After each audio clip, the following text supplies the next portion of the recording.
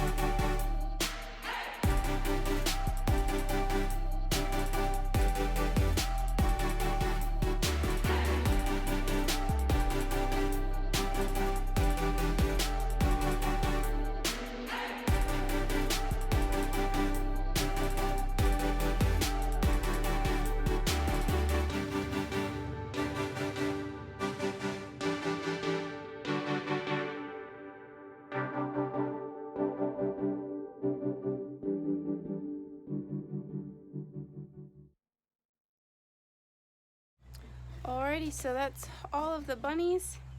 We got them all weighed, we got all of their claws clipped, scent glands are clean, we checked all of their ears if they needed an ear treatment. We went ahead and did that. So now I just have it in my records as just an overall generalized health check here, so I know how my bunnies are doing from month to month. This is probably something that we'll do once a month here, just so that I have an updated record in case, you know, they get sick, all of a sudden start losing weight. Like, I have a base point to go off of what I know is healthy for them. So yeah, having bunnies is just a really good practice to keep a notebook full of, you know, information on your bunnies, their weight, their overall conformation. I'm keeping track of like show disqualifications. Like, we found a couple things on some of our bunnies that would disqualify them from shows. Missing toenails, different toenail coloration, so on and so forth. So I made note of that in my log as well. But yeah, this is just a really good practice to do in your rabbitry, is to keep a good log of each individual bunny and their health and keep it up to date. So that pretty much wraps it up here for today's video. Thank you guys so much for watching, and remember to grow where you're planted.